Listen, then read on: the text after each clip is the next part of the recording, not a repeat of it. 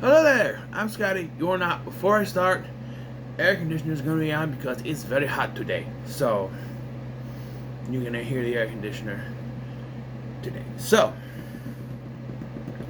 you see this, and you're probably thinking, oh, Scotty's starting the Tomorrowverse movies. Yes, I am. You're thinking, oh, there are other things that he started and haven't finished yet. Yes, I have.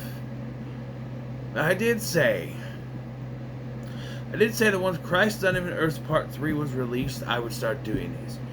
It was released a couple weeks ago now, and I haven't done it yet. So, yeah, Superman Man of Tomorrow, which I have the DVD somewhere, but also the Blu-ray, or the Blu-ray and 4K behind me.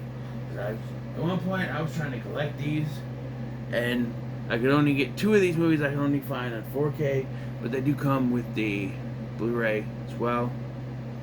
But so Superman Man of Tomorrow is like a reboot of the DC animated movie films that started all the way back with like Justice League, the Flashpoint paradox and everything. So here it's a reboot after the end of, which was I think Justice League Apocalypse War. Yeah. During the times that these were released, there were other ones that were released, like I think Batman Soul of the Dragon was released, and Injustice, but they're not connected to this, so I won't be doing those here. I may just do reviews of those later, but we're talking about Superman Man of Tomorrow,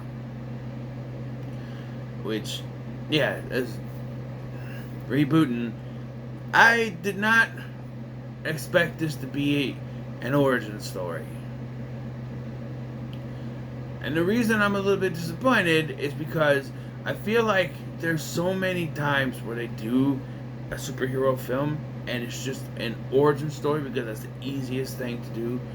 Don't worry, they make it, it's not an origin as you would think, like Man of Steel or the 1978 Superman movie, where you don't see the whole end of Krypton and Jor-El sending him off. No, it actually starts when Clark is little and he's watching a sci-fi movie with Pete Ross, who is his friend in this version and only appears here. They're watching an alien sci-fi film, which makes him freak out because he knows where he's from at this point, which but he has this triangle thing that he can't get to work. This pyramid type thing that can't get to work. So he throws it and it kind of glides up, but it still doesn't do anything. Years later, he's now an intern at the Daily Planet, and like Lois hasn't been hired at the Daily Planet yet. Which, can we stop with the variation on the story like that? I understand you gotta change it. In Man of Steel, Lois was already there, and he doesn't join the Daily Planet until after he's already Superman, when he should have been working there before he was Superman, which is here. But then they also mess it up, and yeah, I say mess it up, by having Lois start at, like Lois, in every iteration of Superman, Lois is always working at the Daily Planet. She's been there for a while when Clark shows up. Here, it's like she gets hired after an incident. Voice acting. Interesting enough, there are some connections here to certain things.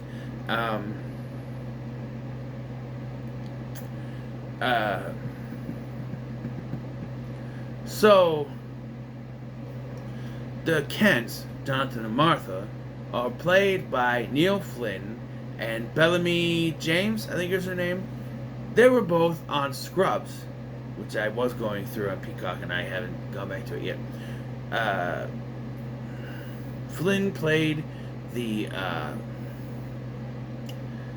janitor, and Melanie Young played the chief of surgery. I think she was a surgeon or something in like season 3 or 4. Yeah, there's that connection. There's also a connection to the Arrowverse. Darren Criss, who voiced Superman, was the Music Meister in the musical crossover episode Duet from season 3 of The Flash. And Eugene Bird, who voices Ron Troop, a news reporter, was also in the Arrowverse as John Diggle's brother Andy. Yes. We also have a connection to another show I'm in the middle of reviewing. Zachary Quinto voices Lex Luthor, not Luger. No, Lex Luthor. And, I don't think it works. Because he's doing his menacing voice in this. And I don't think that becomes the Lex Luthor. Just, I don't know, the voice, like, even when he's talking at the podium at the beginning of this, it's just like, and there's something off. I just don't see Zachary Quinto as Lex Luthor. Sorry. Maybe someone like, I don't know, Billy Zane? Even if it's just a voice, he could do it, you know what I mean?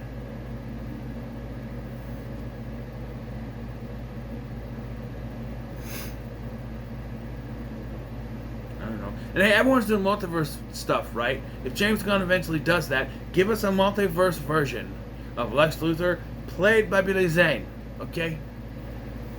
If Marvel can give us what we want with cameos,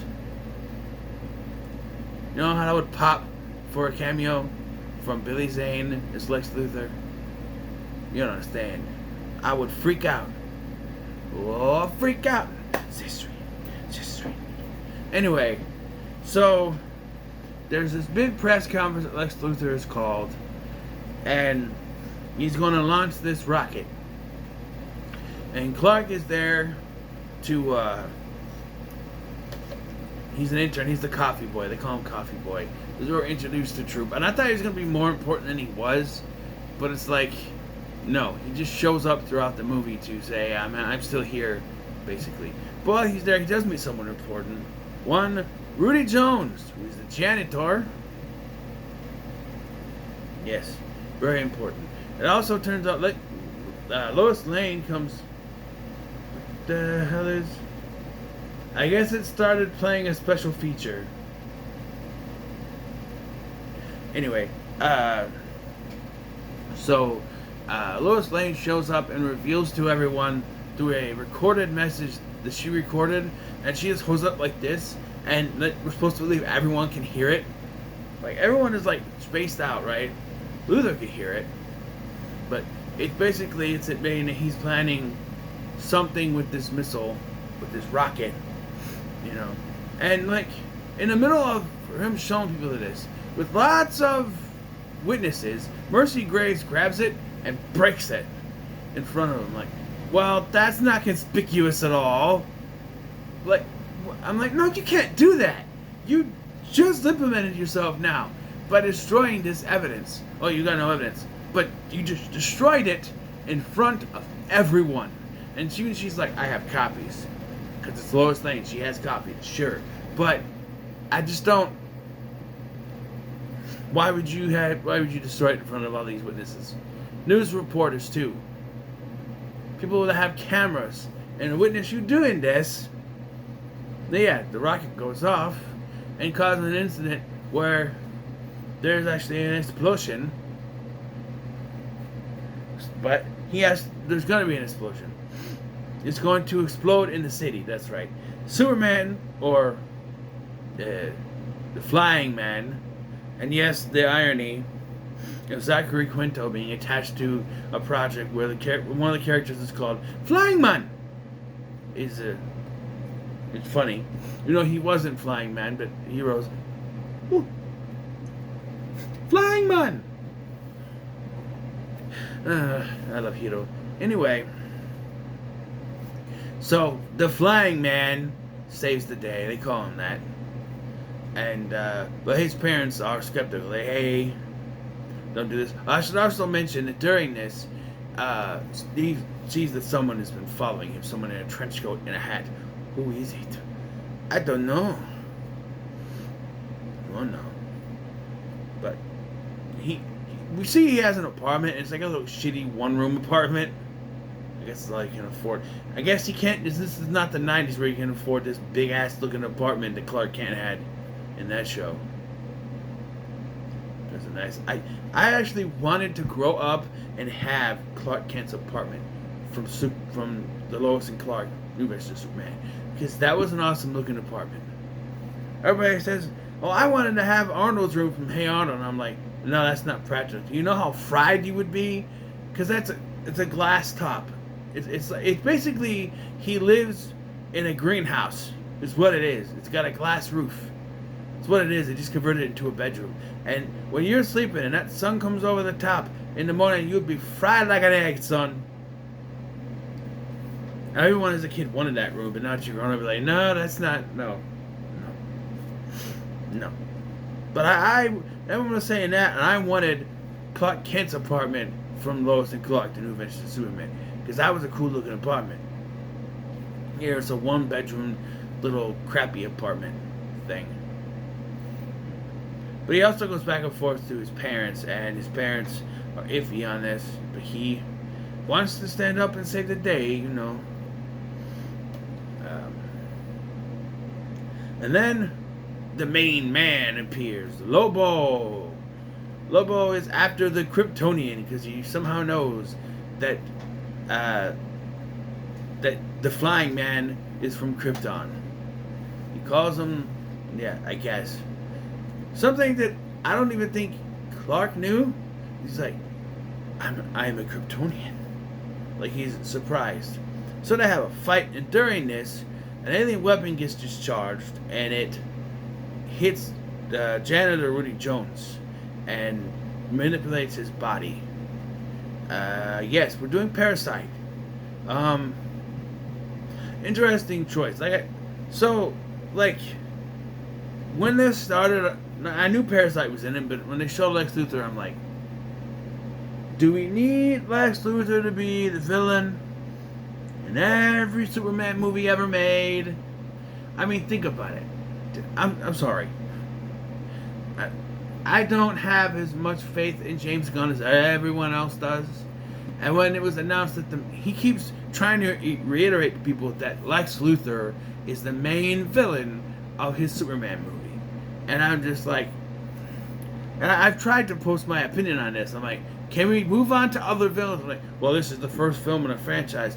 Yeah, sure. But when every single live-action Superman movie that had Superman as the villain has had the same villains, it's either Lex Luthor or Zod. That's it. Lex Luthor or Zod. Can we move away from those villains? 1978 Superman, Lex Luthor was the villain. Then you get Superman 2. Lex Luthor was still technically the villain, and he had Zod, Ursula, and Nan, right? And Superman 3 might as well have been Lex Luthor. It was supposed to be. We got Ross Webster, right? Played by Robert Vaughn. Great actor, bad character, bad movie. Richard Pryor, why did they hire him? Then you got Superman 4, better movie. That's right, it's better than 3, shut up. But then still, Lex Luthor's back again, here we go. And you got Nuclear Man. And then in 2006, we got Superman back. Just so we can have Lex Luthor be the villain again. And yes, there were plans for Brainiac to be the villain of the sequel to that, but never happened. And Brainiac was meant to be the villain of Superman Lives, but that never happened. So then all these other Man of Steel, we get Man of Steel, Zod's the villain. Okay. And it did give us, I will find him, but it's still recycling the same villains again. And then Lex Luthor showed up, and hey, they went different with him. Let me tell you, Jesse Eisenberg's Jolly Rancher Lex Luthor. But still, and now we're rebooting Superman again, and we're doing Lex Luthor again. Think of this. Alright, the first ever episode, the 3-part introduction movie to Superman the Animated Series. Yes, Lex Luthor was the villain, but it also used Brainiac a bit. They introduced Brainiac first, technically, because in that version, Brainiac was the one responsible for the destruction of Krypton. So they introduced him in the opening with Jor-El, and then Superman is fighting Lex Luthor. At the end of that, little tease that Brainiac survived. I like that. Lex Luthor is the villain, sure. But, okay, I'm just saying, I want Brainiac. Alright?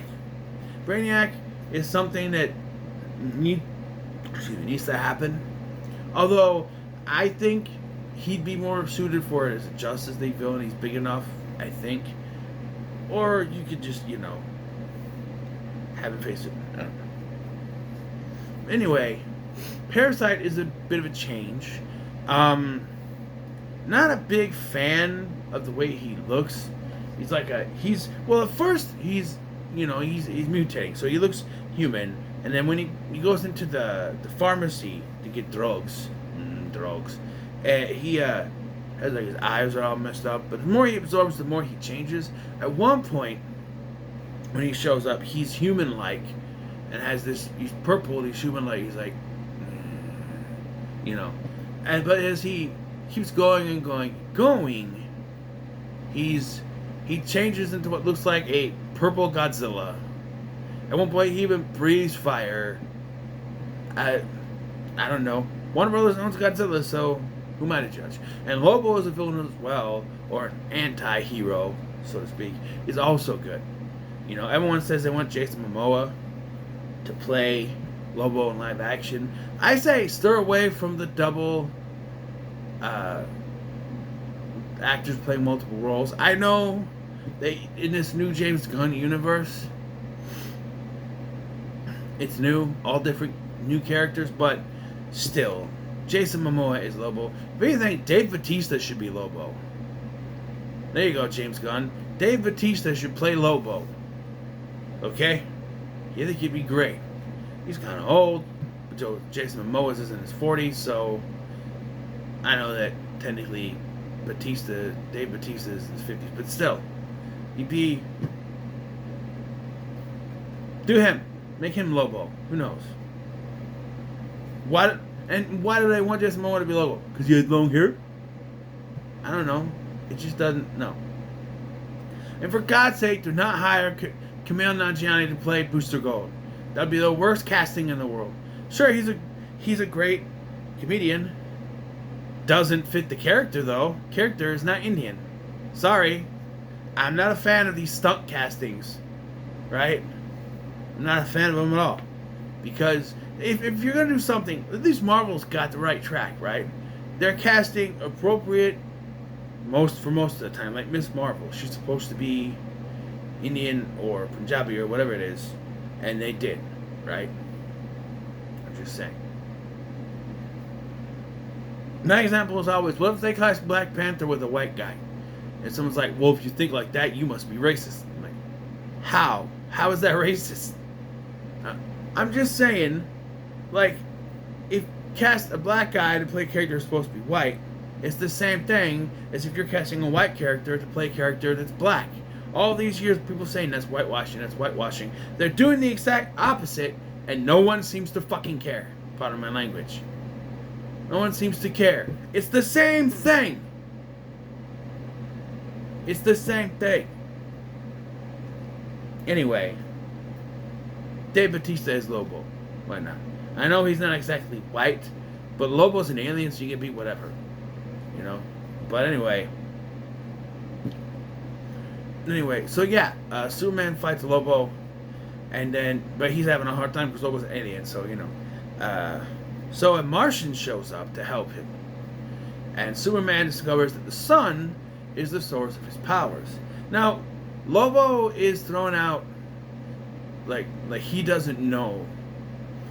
Like, I've never seen a Kryptonian that could fly. I haven't seen Kryptonians this strong, And then all of a sudden he just pulls kryptonite. Like, well, I figured this could be weakening you, and I'm like, really? Like, you don't know that he has powers yet. This ring that you just so happen to carry with you, you think could stop him? Kind of iffy way to work the kryptonite ring in there. Yeah. But after the fight, of course. Oh, and by the way, during this fight, like, Superman, Flying Man, his clothes get, like, they rip so much that eventually he's just naked, flying up there. We see butt cheeks, but nothing else. This is PG-13, people. Go to DeviantArt if you want that, okay? Anyway, we just see quick booty cheeks. And then at the end, there's like a sun in the way, like a flash of the sun in the way of the butt, so we don't see it because he's gonna be standing there for a couple minutes. Yeah. So then he is driving home with his parents when he hears something noise and he tells them to stop. And so they get to the Kent house, and the guy that was following him earlier is watching, is standing there waiting, and it's revealed to be J'onn J'onzz, the Martian Manhunter. And they have him go from human form quickly to the Martian and then into his Martian Manhunter look, because they wanted to have him in a Martian Manhunter look, but they got to show, oh look, he's the Martian from earlier, as if we wouldn't get it. So he talks to him, he gets the little pyramid thing working to show like about Superman's origin, where he's from and everything. And yeah. Meanwhile, Parasite's getting stronger and stronger, sucking up energy. Eventually, Superman, they're calling him the Superman now, which Lois doesn't like. She didn't come up with it, even though she's supposed to be the one that comes up with it. Or is it? Or she doesn't like it, I don't know. But even Clark says, that'll never stick. Guess it does.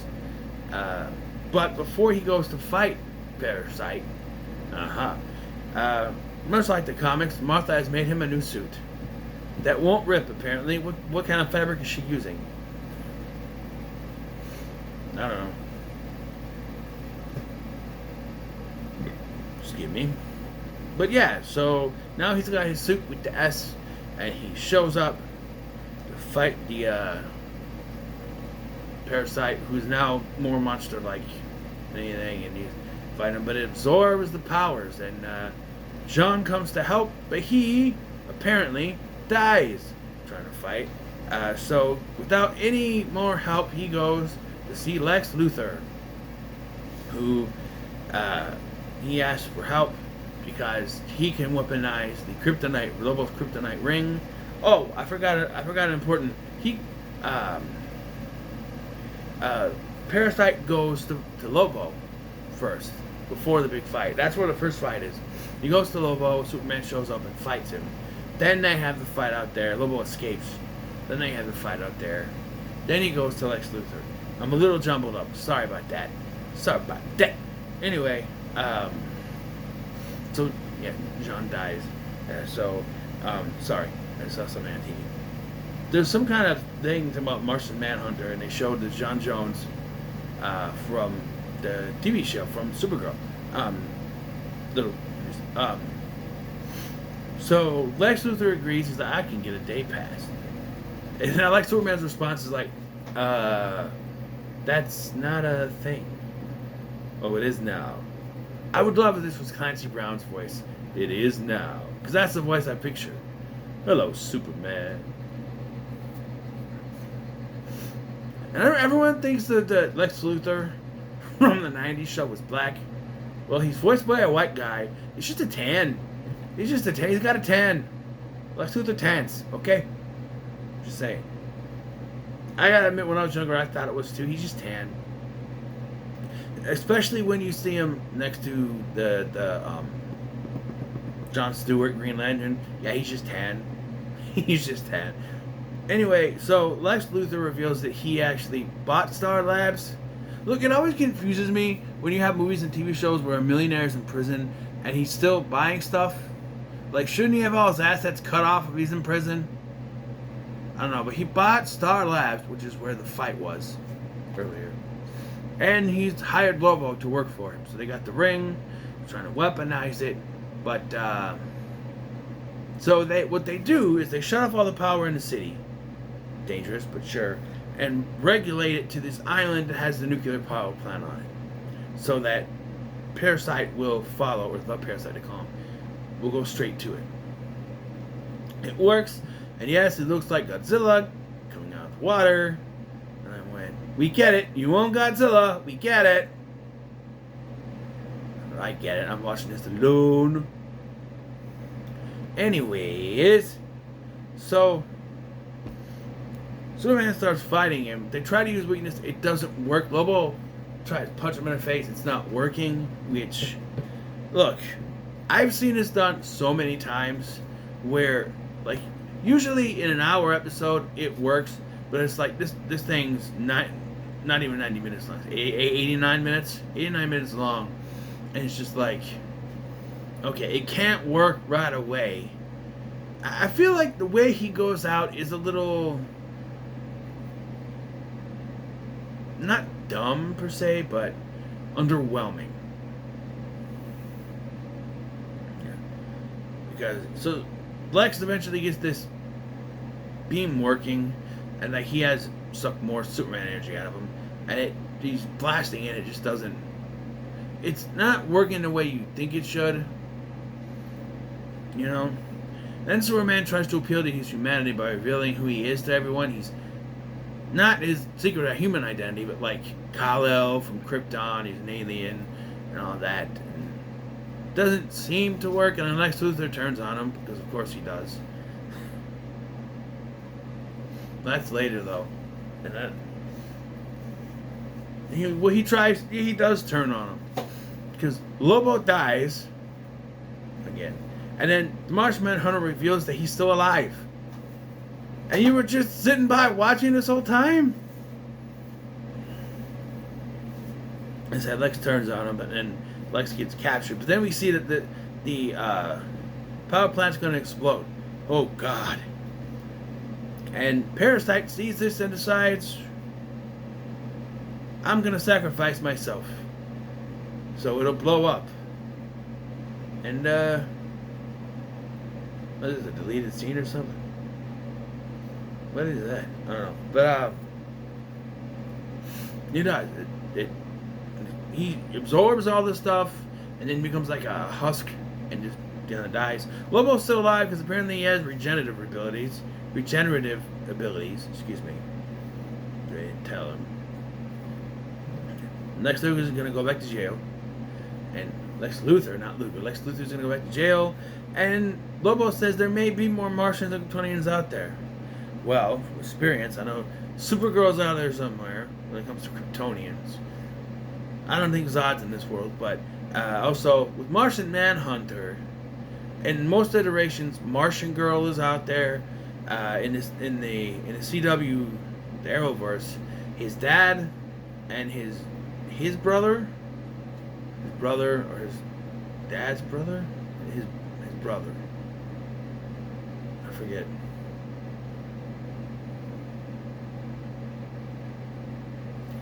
What was there? But